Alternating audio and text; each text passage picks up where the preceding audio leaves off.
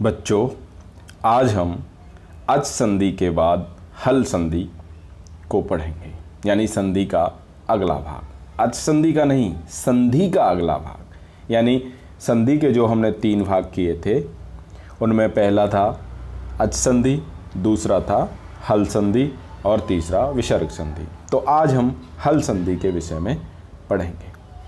हल संधि को हल संधि क्यों कहते हैं? सबसे पहले उसके नाम को जानना जरूरी होता है। जब नाम को जान लेते हैं तो समझ में आ जाता है कि उसे ऐसा क्यों कहा जा रहा है।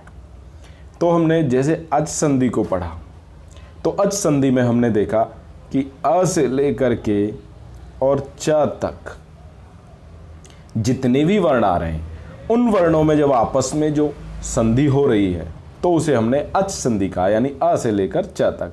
इसी तरह से अब ह से लेकर के और ल तक जितने भी वर्ण आएंगे, उन सब वर्ण के बीच में जो भी संधि होगी, उस संधि को हम क्या कहेंगे? हल संधि। यानी ह से लेकर ल तक आने वाले सभी व्यंजन हल कहलाते हैं। तो या तो इसे हम व्यंजन संधि कह सकते हैं या हल संधि कह सकते हैं। ठीक है, अब हम हल संधि को समझने के लिए अष्टाध्यायी का एक सूत्र है, स्तोश्चुनाश्चुः। स्तोश्चुनाश्चुः सकार तवर्गयोः सकार च वर्गभ्याम योगे सकार च वर्गौ स्तः।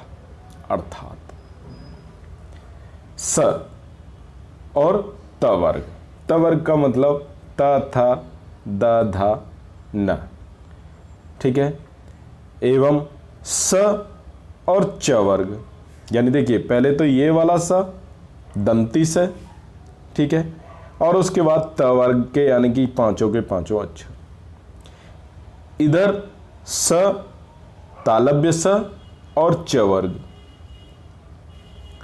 यानी कि च वर्ग के पांचों अक्षर, इनका योग हो, यानी ये दोनों एक साथ हों, तो क्या होगा?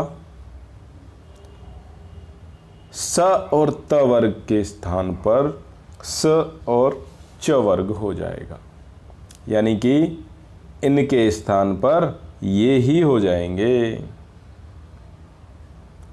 देखिए, उदाहरण के माध्यम से समझ सकते हैं। हाँ, एक बात ये ध्यान रहे कि ये सब होंगे क्रमशः ही, हमेशा क्रमशः होते हैं। कि जैसे स के स्थान पर स होगा, त के स्थान पर च होगा, थ के स्थान पर छ होगा, द के स्थान पर ज होगा, ध के स्थान पर झ होगा, न के स्थान पर य होगा। देखिए, अभी उदाहरण देखते हैं, सब समझ में आ जाएगा। यथा देखिए, हरिस सेते, हरिस सेते, हरि सोते। ठीक है, यहाँ पर अब आप देख सकते हैं कि ये स है और इसके बाद में जो आ रहा है वो स है। तो स्तोश्चुनाश्चुः सूत्र के अनुसार सकार के स्थान पर सकार होना है। तो देखिए, जी हाँ, वही हुआ है, सकार के स्थान पर सकार हो गया। और फिर इसको अज्झिनम परेण संयोज्य से संयोजित करके लिखते हैं तो बनता है हरिस सेते। ठीक वैसे ही रामस चिनोति, यहाँ भी स, देखिए, स और त वर्ग के बाद स और च वर्ग होता है, तो स के स्थान पर स हो जाता है। ये देखिए, स के स्थान पर स हो गया है और बनता है रामस चिनोति। ठीक ऐसे ही सच्चित, त के स्थान पर क्या होना था? प्रथम अक्षर के स्थान पर प्रथम अक्षर, यानी त के स्थान पर च होना था।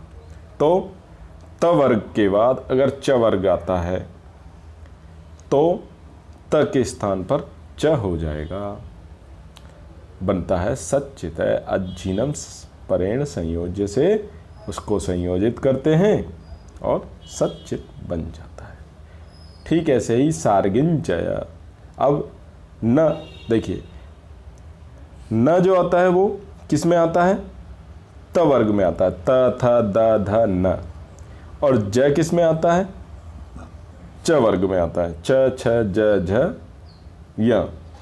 तो यानी का क्या था कि त वर्ग और च वर्ग का मेल हो तो त वर्ग वाले के स्थान पर च वर्ग वाला हो जाएगा। यानी पहले अक्षर के स्थान पर पहला, दूसरे के स्थान पर दूसरा, तीसरे के स्थान पर तीसरा, इसी क्रम से होगा। तो इसी तरह से न के स्थान पर क्या हो जाएगा? य हो जाएगा और बन जाएगा सार्गिंजय। सार्गिंजय।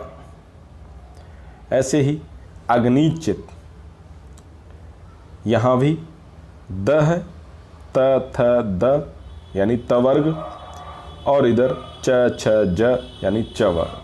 तो चवर्ग वाला तवर्ग वाले के स्थान पर आ जाएगा। तो द के स्थान पर हो गया ज और बन गया अग्निचिज्जयति। ठीक है, तो इसके अन्य उदाहरण आप अपनी अपनी पाठ्यपुस्तक से देख सकते हैं। और साथ ही पुराने अच संधि के वीडियो अगर आपको देखने हैं तो उसके लिए इसको सब्सक्राइब करें